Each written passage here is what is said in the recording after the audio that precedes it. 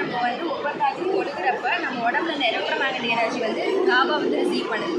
எப்படின்னா வந்து நம்ம உடம்பு வந்து கனெக்டரில் நம்ம ஈர உடம்போட ஒரு ஃப்ளெக் பாக்ஸ் தொட்டால் நம்ம ஹீட் எப்படி அப்சர்வ் பண்ணுதோ அதே மாதிரியே நம்ம உடம்பு வந்து நம்ம இருக்கிற சுற்றி இருக்க எல்லா எனர்ஜியுமே அதை அப்சர்வ் பண்ணும். நெகட்டிவாக இருந்தாலும் சரி, பாசிட்டிவாக இருந்தாலும் சரி, அது மாதிரி அப்சர்வ் பண்ணுற எனர்ஜி தான் வந்து எலக்ட்ரோமேக்னெட்டிக் எனர்ஜி.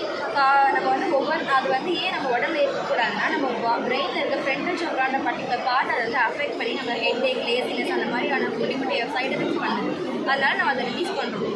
ஏன் காபா அதை ரிசீவ் பண்ணுதுன்னா காபா மிடில் ஆஃப் த எர்த்தில் இருக்கனால நம்ம உடம்பே குட்டி குட்டி இருக்கிறத அப்சர்வ் பண்ணுறப்ப மிடில் ஆஃப் த எர்த்தில் இருக்கிறது வந்து இருக்கிற எல்லா சோர்ஸையும் அப்சர்வ் பண்ணி மாசான ஒரு சோர்ஸை ப்ரொடியூஸ் பண்ணுது. அதான் மேக்னெட்டிக் ஃபீல்டு.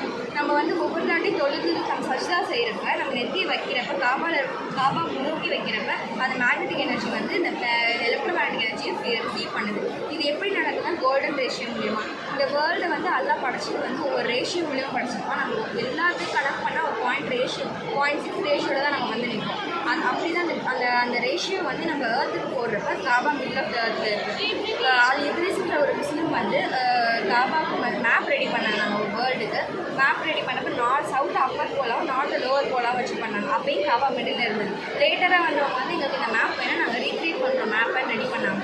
நார்த்து அப்பராக சவுத்து லோவராக வச்சு அப்பயும் காபா மிடில் தான் இருந்துச்சு. நாசா வந்து மூணுக்கு வந்து சேட்டலைட் சென்ட் பண்ணாங்க. First Apollo 11. இங்கே மூணுலேருந்து ஏர்த்தை பார்க்குறப்ப அழகாக தொங்க விடப்பட்ட ஸ்பெரிக்கல் ஷேப்பில் இருந்துச்சு ஏர்த்து. ஆனால் அதில் வந்து மேஜரான ஒரு சோர்ஸ் வந்துட்டே இருந்தது. அவங்களுக்கு என்னன்னு தெரியல அது என்ன சோர்ஸ். ஆனால் ஏர்த்லேருந்து வரது மட்டும் தெரியும். லேட்டர் ரிசர்ச்க்கு அப்புறம் கண்டுபிடிச்சாங்க அது காபாலேருந்து வருது. ஏன் வருதுன்னா காபாவுக்கு சென்டர் ஆஃப் த வேர்ல்டு இருக்கனால அது எல்லாத்தையும் அப்சர்வ் பண்ணி தன்னோட இது வந்து ரிலீஸ் பண்ணுது. அப்படின்னு காபா மேலே வந்து ஏன் எதுவுமே போகாதுன்னா அது செகண்ட் 2 ரீசன் இருக்குது. ஒன்று வந்து மேக்னெட்டிக் ஃபீல்டு அதிகமாக இருந்தாலும் காம்பஸ் கொலாப்ஸ் ஆகிடும். எந்த ஹெலிகாப்டராலையும் வந்து அதை லொக்கேஷன் பார்க்க முடியாதனால அது போகிறது தவிர்த்துறாங்க. இன்னொரு ரீசன் வந்து ஒரு எமர்ஜென்சி சுச்சுவேஷனுக்காக காபாவை சுற்றின எந்த இடத்துலையுமே ஏர்போர்ட்ஸ் கிடையாது. எந்த ஏர்போர்ட் எதுவுமே வந்து ஏர்போர்ட் இருக்கிற ஸ்டாப்பில் தான் வந்து தன்னோட இது போவாங்க. இப்போ வந்து இங்கேருந்து ஒரு இடத்துக்கு போகிறோம்னா நம்ம பக்கத்து ஸ்டாப்பில் தான் போவோம். ஏதாவது எமர்ஜென்சியாக நம்ம நின்று ஏதாவது பண்ணுற மாதிரி தான். அப்படி தான் இப்போ ஏதாவது பெட்ரோலியம் எங்களுக்கு வேணும், நாங்கள் திரும்பி லேண்ட் பண்ணணும், ஏதாவது எமர்ஜென்சினா அது அந்த காபா சுற்றுற இடத்துல பண்ண முடியாது. ஏன்னா அங்கே ஏர்போர்ட்ஸ் கிடையாது.